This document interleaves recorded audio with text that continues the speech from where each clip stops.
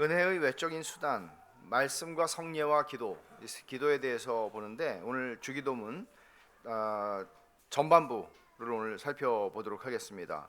첫 번째 강구에서 우리는 무엇을 위해 기도합니까? 190문입니다. 같이 한번 읽어보죠. 첫 번째 강구인 이름이 거룩히 여김을 받으시오며에서 우리는 우리 자신과 모든 사람은 하나님을 바르게 경배하기에는 전적으로 무능하고 부적합하다는 것을 인정하면서 하나님께서 그분의 은혜로 우리와 다른 사람들에게 능력과 마음의 성향을 주셔서 하나님과 그분의 칭호와 속성과 규례와 말씀과 일하심과 하나님께서 자신을 알리시는 일에 기쁘게 사용하시는 모든 것을 우리가 알고 인정하고 지극히 존경하게 해주시기를 위해 기도합니다.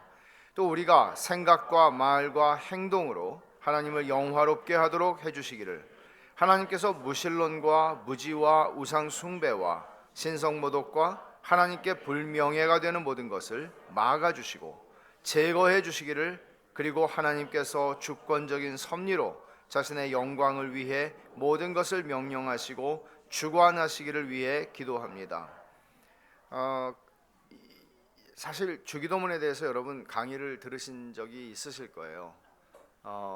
그럼에도 불구하고 내 이름보다 하나님의 이름이 중요하고, 내 뜻보다 하나님의 뜻이 중요하고, 내 원하는 것들을 이룰 수 있는 내 킹덤이 아니라 하나님의 나라가 이루어지는 게 중요하다는 것을 알아요. 아는데 왜 우리의 기도가 변화되지 않을까요? 아는데 왜 우리의 기도가 변화되지 않을까요? 왜 우리는 여전히 입을 열면 나와 나의 일과 나의 사업과 나의 어떤 일자리와 또 내 배우자와 내 자식들과, 왜 우리의 이 바운다리가 왜 이렇게 우리는 늘 좁을까요? 왜 자기중심적일까요? 예수를 믿는다면 우리가 배우는 것은 이런 거잖아요. 예수를 믿으면 우리가 자기중심성이라고 하는 게 죄성이란 말이에요. 그러면 예수를 믿으면 이제는 우리가 그 사형리에서 배우는 게 이런 게 있잖아요. 아주 옛날에 사형리에서 우리가 보던 게 있죠. 이게 나인데 여기에 보좌가 있어요. 보좌에 내가 있는 거죠. 근데 예수님을 믿게 되면 보좌에 누가 있어요? 예수님이 계시는 거죠. 예수님이. 나는 내려오는 거죠, 밑으로. 그러면 언제나 주님의 뜻이 이루어지는 것이 내 삶에 가장 중요하고, 그걸 알아요. 아는데 기도를 하면 사실 우리의 제일 중요한 변화가 일어나는 곳은 기도의 자리예요. 그러니까 이 사람이 술을 끊었다, 담배를 끊었다. 여러분, 술, 담배 끊는 건 별 문제가 아니에요. 물론 저 안 해봤자 잘 모르겠지만, 아주 안 해본 건 아니지만 이렇게 끊을 만큼 그런 적은 없어요. 근데 술 마시면서 그러니까 어떤 사람이 이렇게 난 담배 끊고 교회 가야 된다는 생각을 해요. 어떻게 담배 끊고 교회 와요? 예수 믿으면 담배가 끊어질 수 있는 거잖아요. 사실은 술 이런 다른 좋지 않은 습관. 왜냐하면 내가 내 주인으로 행세를 하는 거죠. 내 의지, 내 성향. 그러니까 이게 결국 주기도문을 달달달 외우고 배우고, 주기도문이 이런 뜻이구나. 주기도문에 대한 책을 한 3권 읽었다고 칩시다. 좋은 책만. 근데 그렇게 기도를 못 해요. 왜 그래요? 은혜가 그 작용을 해야 되는데, 현저하게 오늘날의 현대인들의 삶 속에서는 은혜가 은혜의 지배 아래 있기가 굉장히 어려워요. 우리의 삶에서 눈에 보는 그것들을 지배하죠. 생각하는 것들, 그리고 휩쓸려서 우리의 이 흐름 속에서 살아가는 것들. 그러니까 오늘 이 본문, 이 웨스트민스터 대요리 문답에서 셋째 줄에 보면, 제가 줄을 쳐놨는데 답에 그분의 은혜로 우리에게, 다른 사람들에게 능력과 마음의 성향을 주시지 않으면 이걸 할 수가 없는 거예요. 그러면 사실 우리가 주기도문을 배운다는 것은 이런 거죠. 주님, 정말 저는 기도를 해도 그냥 내 자식들을 위해서 기도하고 기도를 안 하는 것보다는 나은가? 이렇게 기도 안 하는 것보다는 확실히 낫죠라고 말을 확 못하겠어요. 왜냐하면 불교도들과 다른 말하자면 일반적인 종교를 가진 사람들이 다 그렇게 기도하거든요. 차이가 뭐예요?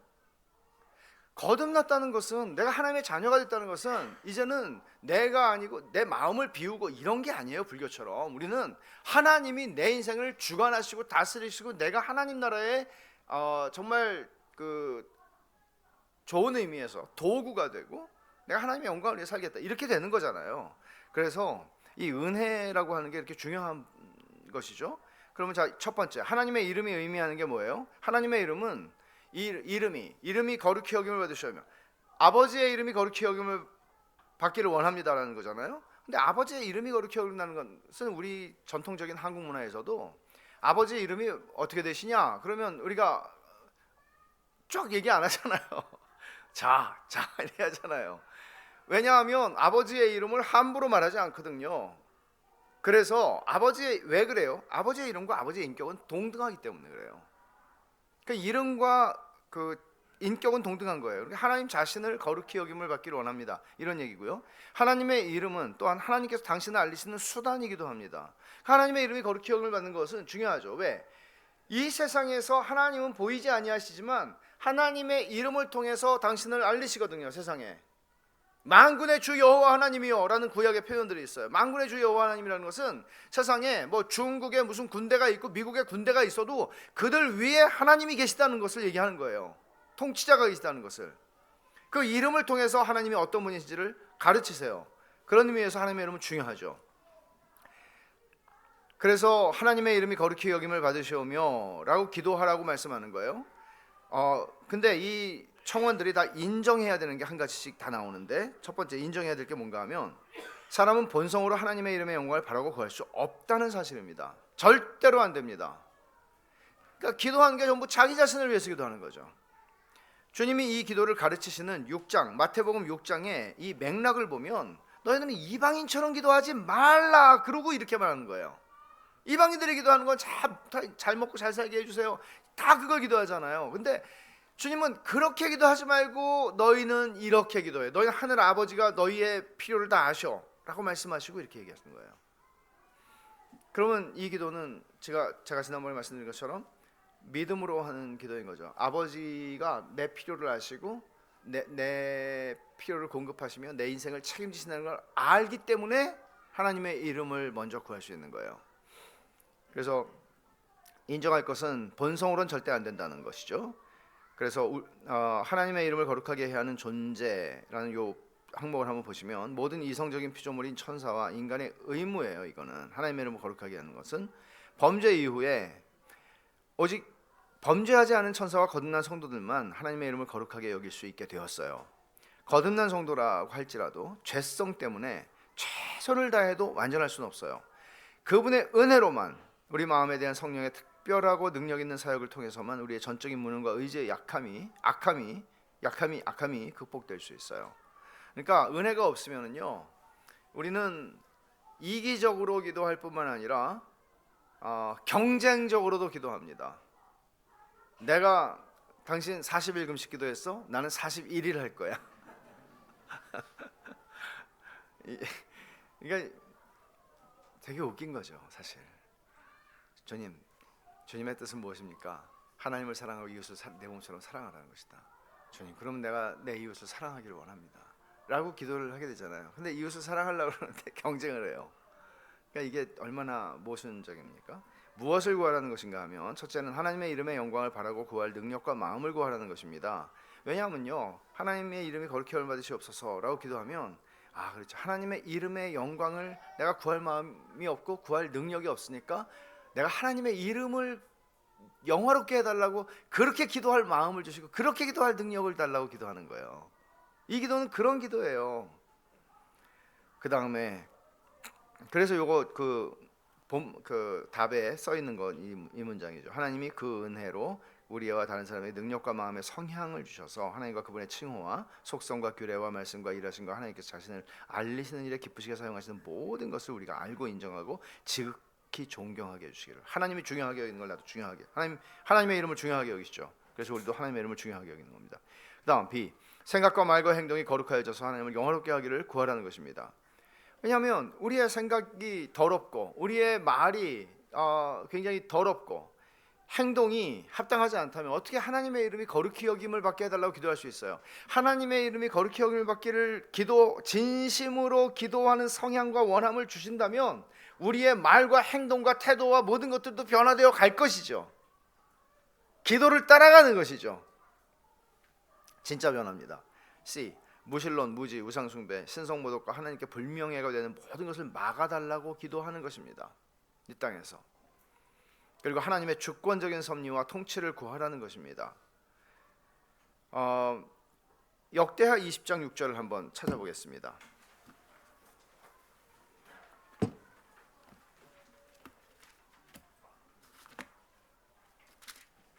이 모압과 암몬 연합군이 이제 유다를 침공을 했을 때 여호사밧이 기도를 하는 내용입니다. 20장 6절을 보면 이르되 우리 조상들의 하나님 여호와여, 주는 하늘에서 하나님이 아니십니까? 이방 사람들의 모든 나라를 다스리지 아니하십니까? 주의 손에 권세와 능력이 있사오니 능히 주와 맞설 사람이 없나이다. 그러니까 하나님의 주권과 통치가 임하게 해주세요 라고 기도하는 것이죠. 자, 191문입니다. 두 번째 강구에서 우리는 무엇을 위해 기도합니까? 읽겠습니다. 두 번째 강구인 나라가 임하오시며에서 우리는 우리 자신과 온 인류가 본질상 죄와 사탄의 지배 아래 있음을 인정하면서 죄와 사탄의 나라가 멸망하고 복음이 온 세상에 전파되며 유대인들이 부르심을 받고 이방인의 충만한 수가 들어오는 것을 위해 기도합니다. 또 교회가 모든 복음의 일꾼들과 규례들을 갖추고 부패를 제거하여 깨끗하게 되고 국가와 국민을 공적으로 섬기는 모든 사람에게 지지와 옹호받기를, 그리스도께서 세우신 규례들이 순수하고 효과적으로 시행되어 아직 죄 가운데 있는 사람들을 회심하게 하며 이미 회심한 사람들을 굳건하게 하고 위로하고 세우기를, 그리스도께서 이 세상에서 우리를 다스려 주시고 그리스도께서 다시 오시고 우리가 그분과 함께 영원히 통치할 때가 속히 오기를, 그리고 그리스도께서 이러한 목적들을 가장 뛰어나게 이루시기 위해 온 세상에 그의 권능의 나라를 기꺼이 임하게 하시기를 위해 기도합니다. 이걸 사실 잘 생각하면서 하나하나 생각하면서 읽으면 굉장히 좋은 문장인데요. 하나님의 나라가 임하옵시며 라고 기도하는 것은 어떤 의미인가? 하나님의 나라가 무엇을 의미하죠? 하나님의 주권적인 통치가 A, 하나님의 주권적인 통치가 확립되며 죄와 사탄의 지배가 무너지고 교회가 영적으로 부흥하는 것입니다. 그러니까 하나님의 나라라고 하는 이 성경의 개념은 나라라는 개념이, 나라가 우리식으로 말하면은 국경 영토를 강조하는 게 굉장히 지배적이죠. 그런데 성경에서 얘기할 때 1차적인 나라, 이 킹덤이에요. 이 나라의 가장 중요한 개념은 뭔가 하면 통치예요. 통치, 다스림, 주권이에요. 그러니까 하나님의 나라가 임하시오며라는 기도는 하나님의 통치가 이 땅에 더 널리 드러나기를 원합니다 하는 것이죠. 그러면 하나님의 통치가 본격적으로 노골적으로 공식적으로 임하는 곳은 어디입니까? 교회입니다. 근데 교회 안에서도 하나님의 킹덤이 아니라 목사의 킹덤이 되거나 영향력 있는 어떤 장로나 영향력 있는 어떤 사람들의 킹덤이 되거나 집안의 킹덤이 되거나 이런 식으로 되는 일들이 허다하게 일어납니다. 기도해야 되는 거죠. 하나님의 나라가 임하기를. 그래서 주권적인 통치를 위해서 기도하는 것이고요. 여기 죄와 사탄의 나라가 멸망하는 것에 대해서 얘기를 하는데, 죄와 사탄의 나라가 의미하는 것은 하나님의 뜻에 반대되는 모든 것에 대한 총칭입니다. 하나님의 뜻을 거스르는 모든 것입니다. 그래서 여기서 인정할 것은 우리 자신과 온 인류가 본질상 죄와 사탄의 지배 아래에 있다는 사실을 인정하는 것입니다. 예수님께서 이렇게 말씀하셨어요. 요한복음에 이런 표현을 두세 번 쓰셨어요. 이 세상 임금. 이 세상 임금 누구를 가리키죠? 마귀를 가리키는 겁니다. 근데 이 세상은 하나님이 통치하시지 못해서 이 세상 임금이라고 얘기하는 것이 아니라 이 세상을 일정한 기간 동안에 하나님께서 그의 사탄의 통치를 허용하신 것입니다. 그래서 궁극적으로는 이것이 멸망할 것을 우리가 기도를 하는 것인데, 첫째, 무엇을 또 하나 인정하는 게 있죠. 여기 두 가지 인정할 것, 두 가지 A, B를 보죠. 비신자의 영적 상태는 사탄의 지배 아래 있다. 고린도후서 4장 4절에 보면 이 세상 신이 믿지 아니하는 자들의 마음을 미혹해 하여 하나님의 영광의 복음의 광채가 비추지 못하게 한다 그랬어요.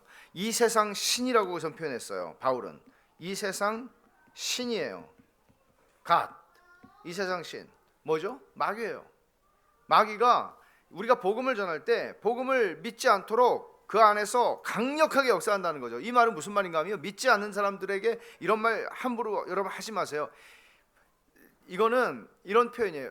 상태를 설명하는 거예요.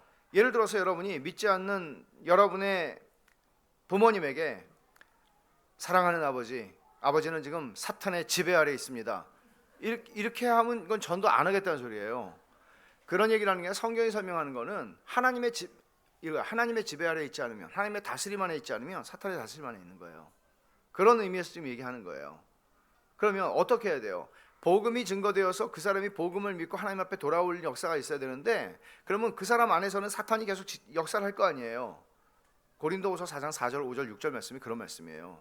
그러면 하나님께서 관권적으로 주권적으로 그 사람에게 역사하셔서 예를 들어서 누가 김형익에게 복음을 전하면 형이가 너에게 빛이 비칠지어다 라고 하나님께서 말씀하실 때 우리 눈이 밝아지고 예수 그리스도 앞에 굴복하게 되는 거예요. 중생한 사람들은 다 이 역사가 있었던 사람들이에요.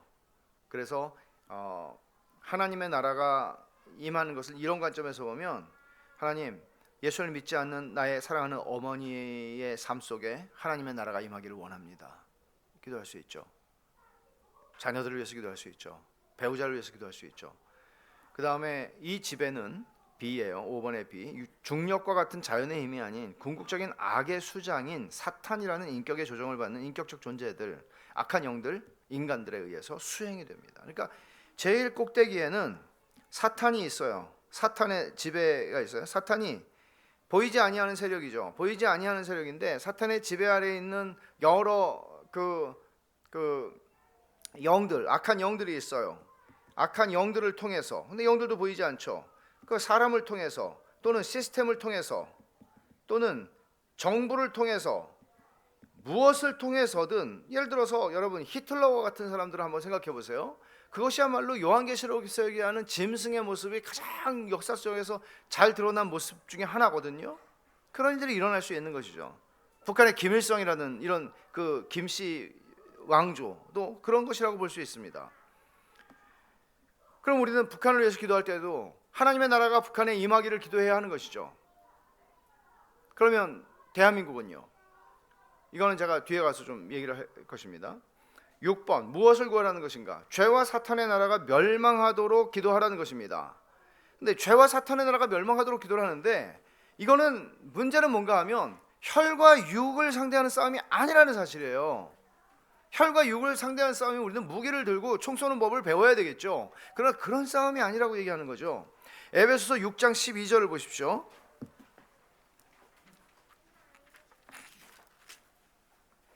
우리의 씨름은 혈과 육을 상대하는 것이 아니요 통치자들과 권사들과 이 어둠의 세상 주관자들과 하늘에 있는 악의 영들을 상대함이라. 근데 여기 통치자들과 권세, 그러면 우리가 오해하기가 쉬워요. 로마 정권을 향해서 로마 정권을 전복시키라는 얘기구나, 그런 얘기가 아니고, 여기 통치자들과 권세들을 얘기하는 것은 하늘에 있는 악한 영들의 세력을 얘기하는 거예요. 그렇기 때문에 이 앞에서도 이걸 얘기하는 거죠. 혈과 육을 상대하는 게 아니다. 뿐만 아니라 고린도후서 10장 4, 5절을 한번 보십시오. 고린도후서 10장 4, 5절, 이 가사로 된 노래를 대학교 때 무지하게 불렀는데, 우리의 싸우는 무기는 육신에 속한 것이 아니요 오직 어떤 견고한 진도 무너뜨리는 하나님의 능력이라. 모든 이론을 무너뜨리며 하나님 아는 것을 대적하여 높아진 것을 다 무너뜨리고 모든 생각을 사로잡아 그리스도에게 복종하게 하니. 이것은 특별히 여기서 얘기하는 어떤 모든 이론을 무너뜨린다, 또 모든 생각을 사로잡아. 그럼 여러분, 사상의 영역에서도 얼마든지 사탄은 일을 한다는 것이죠. 사상의 영역에서. 예를 들어서 칼 막스가 1848년입니까? 자본론을 쓰고 그 다음에 그 자본론의 영향을 받아서 공산혁명들이 일어나게 되고 사람들을 죽이게 되고 기독교를 말살하려고 하게 되고 하나의 사상이란 말이죠. 이런 것들이 역사적으로 이런 사상들은 매우 많습니다. 이런 사상의 영향을 받아서도 사람들은 철학의 이름으로 하나님을 이기려고 합니다. 예를 들어서 내가 철학자다 또는 어떤 사상가다, 어떤 학문의 영역에서 일을 하는 사람이다. 그거 할 때 학문의 영역에서도 여전히 세상에 이런 지배가 사탄의 영역 속에서 나타난단 말이죠. 이럴 때 우리는 어떤 싸움을 해야 하는가를 아는 거죠. 이원론적으로 내 직업의 영역은 직업에서 그냥 충실하게 살고 성공하고, 교회, 내 신앙의 영역에서는 교회에서도 성실하게 살아서 교회에서도, 그러니까 따로따로 노는 게 아니란 말이죠. 우리 모든 이론을 회파하는 이 전쟁을 우리는 하는 것입니다. 그래서 그리스도와 복음만이 사탄의 나라를 무너뜨릴 수 있다는 얘기는 뭔가 하면 우리의 무기는 다른 게 없습니다. 그러려면 여러분, 복음이 얼마나 우리 안에 선명하고 복음으로 우리가 무장이 되어야 되겠어요. 신천지 앞에서도 정말 힘도 쓰지 못하는, 그게 얼마나 한심한, 정말 이 한국 교회가 경험한 일입니까? 뭐가 진짜인지 가짜인지도 알지 못하고 그냥 휩쓸려 버리는 거죠. 슬픈 일입니다. 우리가 단순히 예수 믿고 그냥 천당 가면 된다, 그냥 교회 생활 열심히 하면 된다, 단순 무식 용감, 그런 거 없습니다. 기독교 신앙은, 지식이 없는 신앙은 불가능한 거예요. 지식이 없는 신앙은 기초가 없는 거예요. 그렇다고 지식이 신앙이라는 말은 절대로 아닙니다. 여러분들은 어떻게 알지 못하는 인격적인 존재를 신뢰할 수 있겠어요? 우리의 믿음의 한계는 뭔가 하면 내가 하나님이 얼마나 선하신 분이신지를 성경을 통해서 확인하고 알게 될수록 그분을 신뢰하게 되는 거예요. 근데 그분에 대해서 막연하게 그냥 알고, 그냥 잘하면 내가 하나님한테 헌금 많이 하고 뭐 많이 하면은 하나님이 나한테 내가 원하는 거 들어주시는 하나님이다, 이런 식으로 생각을 하면 그게 무당하고 뭐가 달라요? 그리고 그게 확인이 안 되면 나 하나님 못 믿겠다 그러고, 자기 마음대로 하나님을 만들어 놓고 그 하나님에게 열심히 봉사를 하고 자기 뜻대로 안 되면 나 하나님 못 믿겠다 그러고, 그게 어떻게 신앙입니까? 그러니까 복음이 얼마나 우리에게 충실해야, 우리가 얼마나 하나님의 말씀에 서 있어야 하는가 하는 것을, 우리가 왜 오늘 이렇게, 저도 생각을 많이 하죠. 이게 정말 빡빡하다. 예배드리고 김밥 한 줄 먹고 또 이게 뭐 베샬롬 학원인가? 그래서 회의를 느낄 때가 있거든요. 요거만 안 하고 그냥 사이좋게 김밥 먹으면서 코이노니아를 탁 하면서 이렇게 좀 딱 즐겁게 이렇게 공간도 거시기 한데 그러면 참 좋을 것 같은데 라는 생각을 어저께도 했거든요. 근데 하여간 좀 배우기는 해야죠. 우리가 뭐 매일 하는 것도 아니잖아요. 죄송합니다. 복음의 온 세상 전파를 위해서도 기도해야 합니다. 그게 하나님 나라를 위해서 기도하는 거예요. 우리가 선교사님들을 위해서 날마다 그 기도 제목을 놓고 기도하잖아요. 그거 여러분 꼭 우리 함께하는 기도, 그거 되게 중요한 거죠. 우리가 함께 기도하는 거, 기도 잘 하시기를 바랍니다. 제가 이제 어디 갈 때는 제 기도 제목도 밑에다가 이렇게 붙이잖아요. 예를 들어서 어디 집회가 잘 이렇게 말씀 가운데 좀 은혜 가운데 있도록 기도해 달라고 부탁하잖아요. 근데 이제 그 기도를 안 하는 한 사람이 저한테 제가 지금 바깥에 나가 있다고 하니까 어디 갔냐고, 그래서 오늘 아침에 기도 안 하냐고 뭐라고 했거든요, 제가. 그러니까 저한테 전화할 때는 오늘의 기도를 하시고, 그래서 야, 안전한 길이에요.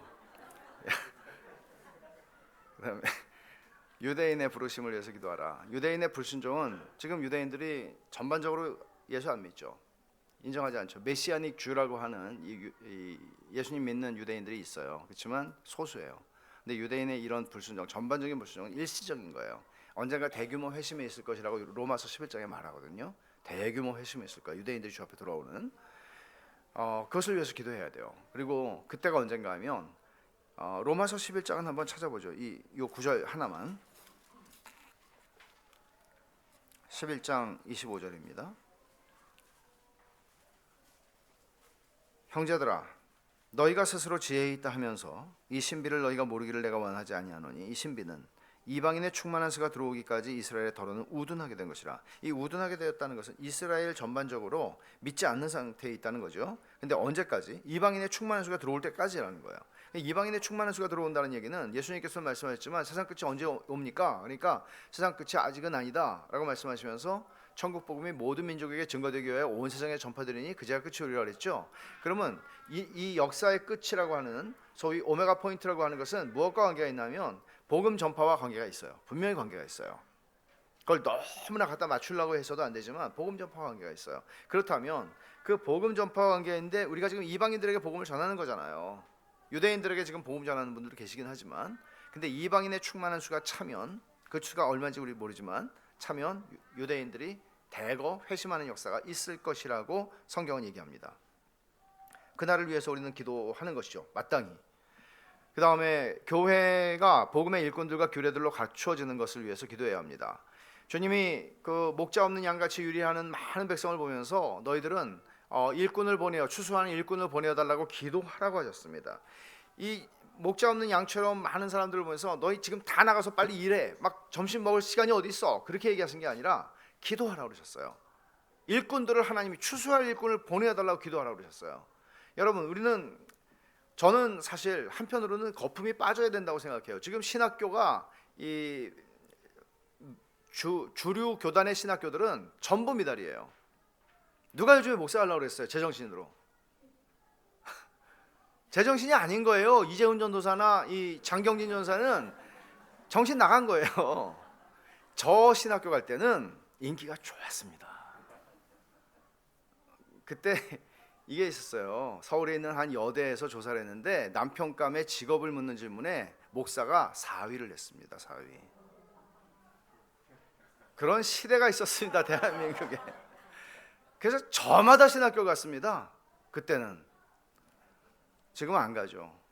그리고 신학교 가는 사람하고 결혼하려고 그러는 사람 없습니다.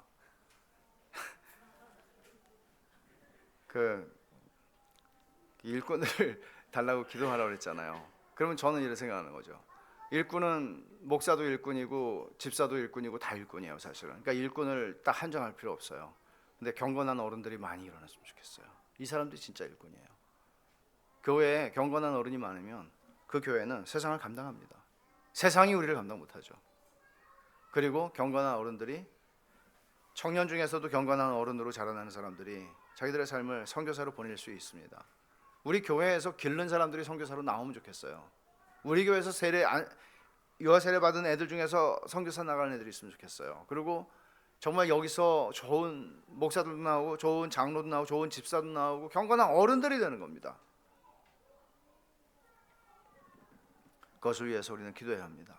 여기 직분자들이라고 얘기하는 것은 영어로는 gospel officers라고 번역을 원래 원문에 되어 있는데 이 복음의 직분자들을 얘기하는 것이죠. 이게 사실은 그 목사들을 가리키는, 말씀 사역자들을 위해서 가리키는 말인데 형식적이거나 위선적이지 않은 직분자들이 나오도록 기도해야 합니다. 규례들, 말씀과 성례들과 도리들이 잘 갖추어지도록 기도하는 거죠. 교회 안에 부패의 제거와 깨끗함을 구하는 것입니다. 교회가 얼마나 더럽혀졌습니까? 교회 안에 여러분이 하나님의 나라가 우리 교회 안에 임하기를 기도하신다면, 우리가 성도들이 그걸 기도한다면 교회가 더럽혀지기가 쉽지는 않을 것 같아요. 제 아무리 목사가 무슨 딴짓을 해도 더럽혀지기는 어려울 거예요. 그렇게 기도하라는 거예요. 그렇게 기도하라는 거예요.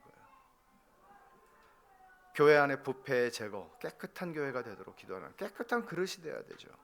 그 다음에 국가의 공직자들에 의한 지지와 옹호. 그러니까 국가 공직자들이 교회를 지지하고 옹호할 수 있도록 기도하라는 거예요. 그래야 신앙생활하는 게 잘 진행될 수 있잖아요. 그리스도의 규례들의 올바른 시행. 그건 뭐예요? 말씀과 성례와 권징이 잘 시행될 수 있도록 기도하라는 것이죠. 그래서 보다 정말 순수한 바른 말씀이 선포될 수 있도록 교인들은 기도해야 돼요. 무조건 그냥 아멘 하지 말고 정말 우리 교회에서 바른 말씀이, 순수한 복음의 말씀이 선포되도록 기도하셔야 합니다. 중요한 것이죠. 자꾸 어떤 교회들은 집단 최면을 거는 것처럼 해가지고 우리 교회는 최고로 좋은 교회라고 그러고, 우리 교회는 뭐 말씀이 좋은 교회라고 그러고, 따라하라고 그러고. 제가 진짜로 들었거든요. 따라하라고. 그 되게 유치한 것 같기도 하고. 따라하세요. 그러고서는 우리 교회는 말씀이 좋은 교회입니다. 다 따라해. 그렇게 가야만 안 되죠, 교회는. 그렇지만 말씀과 성례와 권징이 바르게, 그러니까 권징이 바르게 행해진다면 여러분 교회가 얼마나 깨끗해지겠습니까? 근데 권징 못합니다. 저도 그렇고 권징 못합니다. 권징하면 여러분 가운데 절반은 이 교회 사랑 없다고 그러고 떠날지도 몰라요. 이해를 못하는 거예요. 무지하니까. 그리스도의 몸인데 이게 이래도 되고 저래도 되고. 그 다음에 그리스도의 나라가 세 영역에서 이루어지기를 구해야 되는데, 첫째 마음, 그리스도께서 이 세상에서 우리 마음을 다스려 주시기를 구하는 것이고요. 영광의 나라, 그리스도의 재림과 영원한 통치가 임하기를 기도하는 거예요. 능력의 나라, 현재 이 땅에서 이루어지는 그리스도의 통치를 위해서 기도해야 돼요. 지금도 그리스도는 왕이시니까요.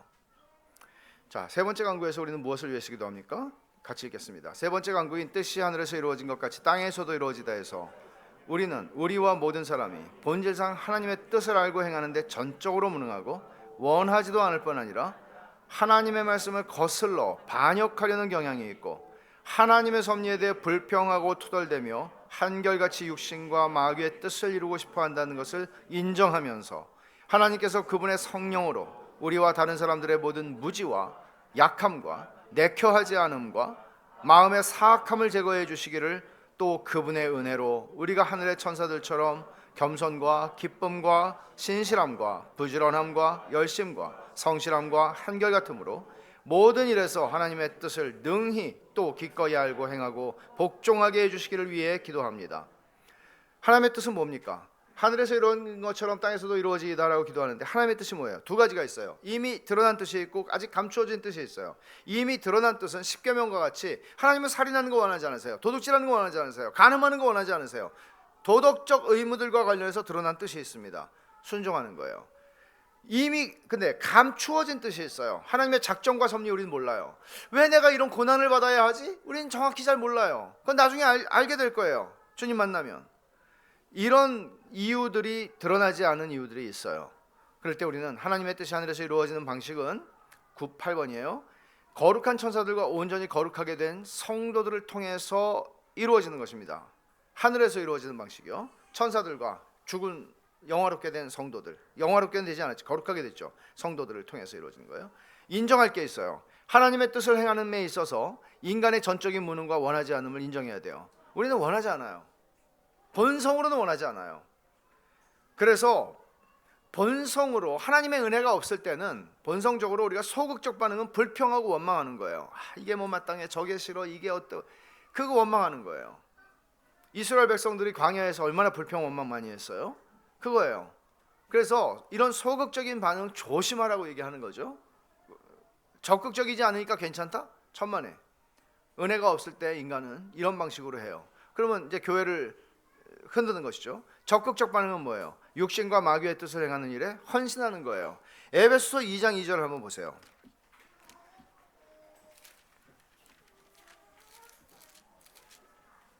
그때에 너희는 그 가운데 행하여 이 세상 풍조를 따르고 공중 권세 잡은 자를 따랐으니 이곳 지금 불순종의 아들들 가운데 역사하는 영이라. 그러니까 우리는 그냥 일관되게 마귀를 쫓아서 살아갔다. 언제? 예수 믿기 전에. 그렇게 얘기하는 거예요. 그러면 하나님의 뜻이 이루어지기를 구하는 것은 무엇을 구하는 것인가? 부정적인 의미에서 우리와 다른 사람들에게서 제거해달라고 기도를 해야 돼요. 뭐를? 무지를, 연약함을, 완고함 뭔가 하면 내키지 않아 하는 마음, 순종하지 않으려는 이런 마음들이죠. 사악함을. 여러분 형제들을 위해서 기도할 때 이렇게 기도하셔야 돼요. 사람을 위해서 기도할 때 이렇게 기도하셔야 돼요. 뭐 우리 자식이 성공해서 돈 많이 벌게 해주세요가 아니고요. 우리 자식들이 무지로부터, 이거 어떤 무지예요? 영적인 무지요. 하나님을 아는 지식에서 무지한 것이요. 그리고 연약함으로부터 하나님의 뜻을 행하는 일에서 연약하거든요. 그리고 완고함, 순종하지 않는 마음이죠. 사악함, 이런 것들을 우리 자식들에게 제거해달라고 기도해야 돼요. 우리 사랑하는 사람들을 위해서 이렇게 기도해야 돼요. 그게 하나님의 뜻이 이루어지기를 기도하는 것입니다. 긍정적인 의미, 적극적인 의미에서 모든 일에서 하나님의 뜻을 알고 행하고 복종하기를 즐거워하기를 구하는 것입니다. 하나님의 뜻을 행하는 것이 나의 기쁨입니다 라고 시편 119편에 말하는 것처럼, 그래서 하나님의 은혜로 하늘의 천사 같은 태도를 가지고 7가지 덕목을 가지도록 기도하는데, 겸손, 기쁨, 신실함, 부지런함, 열심, 성실함, 한결같음으로 하나님의 뜻을 순종하여 살도록 기도하는 겁니다. 자, 보십시오. 주님이 이렇게 기도하라고 한 대로 기도한다면 우리는 변합니다. 제대로 기도하면 사람은 변합니다. 이기적인 기도를 그렇게 열심히 하도록 부추기고 그렇게 하면 기도할수록 나빠집니다. 기도하면 변하긴 변하는데 하나는 하나님처럼 변하고 하나는 나쁘게 변하는 거예요. 그래서 교훈과 적용, 무엇이 중요한가? 무엇이 우리의 기도를 촉진시키는가? 하나님을 아는 지식이에요. 그 지식은 뭐죠? 하나님의 모든 속성과 하나님의 행하신 일들입니다. 하나님을 알게 될수록 그것이 우리의 기도를 촉진하는 것이 됩니다. 분노와 슬픔으로 기도하라. 이 말은 무슨 말인가 하면, 느헤미야가 동생 하나니가 예루살렘에 갔다 왔어요. 자기는 지금 아닥사스다 왕의 술 맡은 관원이에요. 근데 고향에 대한 소식을 묻죠. 그러자 황폐해서 예루살렘 성은 다 무너진 채로 지금까지 그대로 있다고, 방치되어 있다고 하니까 마음이 무거워졌어요. 그러면 눈물로 탄식하며 하나님 앞에 기도해요. 그러니까 이런 상황들을 볼 때, 하나님의 이름이 거룩히 여김을 받지 못하는 상황, 하나님의 나라가 임하지 못하는 상황, 하나님의 뜻이 이루어지지 않는 상황에서 그를 어떤 소식들을 들을 때, 뉴스를 볼 때 지나치지 말고 그냥 욕만 하지 말고 열만 받지 말고 기도의 자리로 가라는 거예요. 기도의, 그게 그리스도인들이 하는 반응이에요. 일반적으로 어떤 사람들은 뉴스를 보면서 막 욕할 수 있죠. 마음에 들지 않는 일들이 있으면. 그러나 그리스도인들은 그걸 가지고 하나님 앞에 가지고 나가라는 거예요. 분노와 슬픔을 가지고 기도하는 거예요. 다윗을 보세요. 다윗은 사무엘상 17장에서 골리앗하고 붙어서 싸울 때, 네가 모욕하는 하나님의 이름으로 나는 너한테 나간다. 다윗은 육신의 싸움을 골리앗과 했지만 사실 다윗이 싸운 싸움은 영적인 싸움이었던 거예요. 자, 그러면 언어로 몇 가지 이제 이 관련해서 적용점들이에요. 언어로 하나님의 이름을 더럽히지 않도록 조심하라는 거예요. 여러분, 영어로 욕하는 거는 전부 기독교에서 나온 욕들, 예수님의 이름으로 하는 욕들 너무나 많잖아요. 뭐 비스름한 것들이 다 그게 뭐 gosh, 그것도 다 거기서 나온 거고. 그러니까 이런 오마이갓, 정말 하나님의 이름을 아주 작정하고 함부로 부르기로 작정하고 사람들은, 미국 사람들 그냥 기독교인이고 뭐고 다 그렇게 한단 말이에요. 제대로 안 배우면. 근데 한국에도 심지어 뭐 무슨 예능 같은 거 보면 어디 무슨 느님 뭐 이런 걸 아무데나 갖다 붙이는데, 그리스도인들은 그런 말씀은 안 돼요. 어디다가 그런 표현들이 정말 많거든요. 그러니까 예수를, 교회를 다녔던 사람들인지 아니면 다니고 있는 사람인지 모르겠어요. 그런 프로듀서들이 너무나 기독교적인 용어들이 난무하는 거예요. 그런 것들은 조심해야죠. 악한 정권에 대해 그리스도인은 어떻게 기도할 수 있는가? 제가 아까 북한 얘기했잖아요. 그리고 그런 정권들, 히틀러의 그런 정권들을, 그건 정말 뭐 너무나 분명하죠. 그러면 악한 정권에 대해서, 악한데 문제는 이거죠. 얼만큼 악해야 악하냐?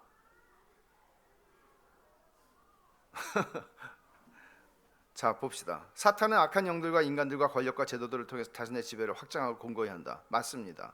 역사상의 인물들을 통해서, 그리고 역사상의 시스템과 정부를 통해서 그런 합니다. 그러면 여기서 우리는 이런 걸 하죠. 로마서 13장 1절에서는 너희는 모든 권위에 복종하라고 바울은 얘기했습니다. 네로 정권에 복종하라고 얘기한 겁니다. 굉장한 얘기죠. 왜냐하면 모든 권위는 하나님께로부터 오니까.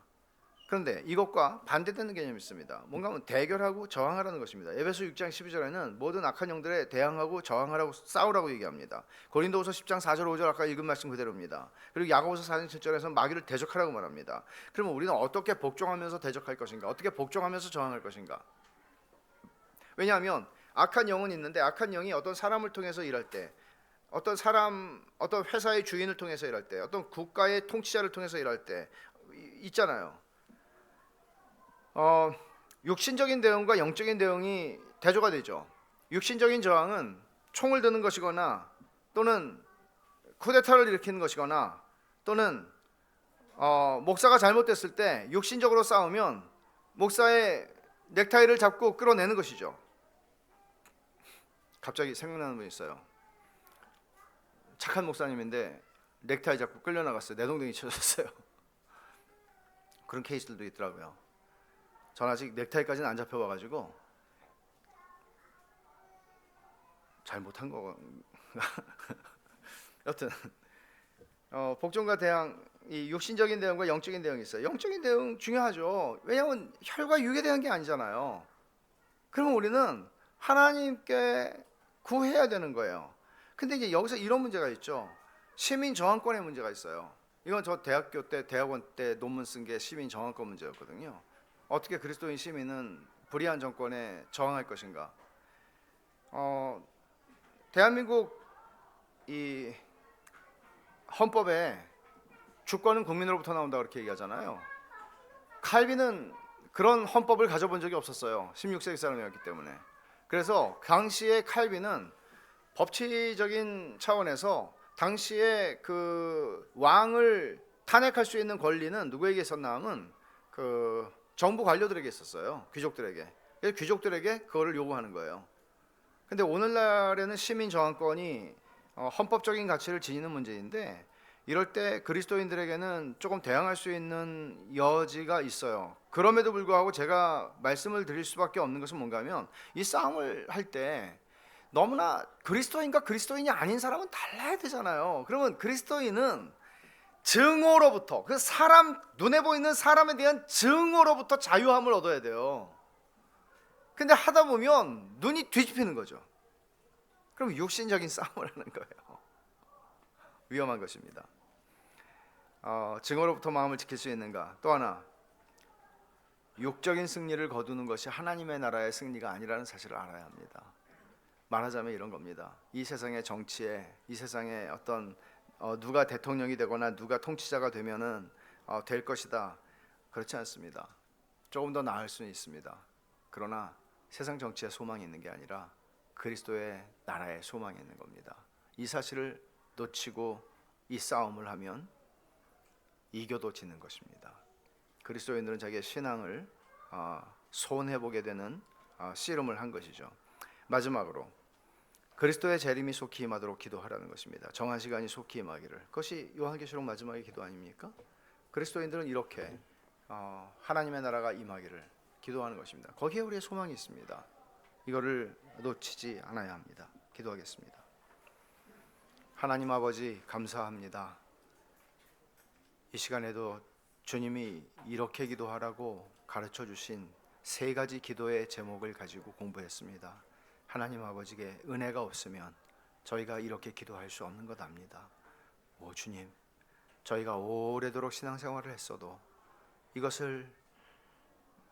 저절로 되는 게 아니라 하나님의 은혜로만 되는 줄 압니다. 주님, 저에게 은혜를 주셔서 저희들 모두가 주님이 가르쳐 주신 대로 기도하게 하시고 그렇게 기도할 때 저희의 마음에 하나님의 마음이 저희의 마음이 되는 경험을 하게 해주시고 또 그렇게 기도할 때 저희가 그리스도를 닮아가는 역사가 일어나게 해 주옵소서. 예수님의 이름으로 기도하옵나이다. 아멘.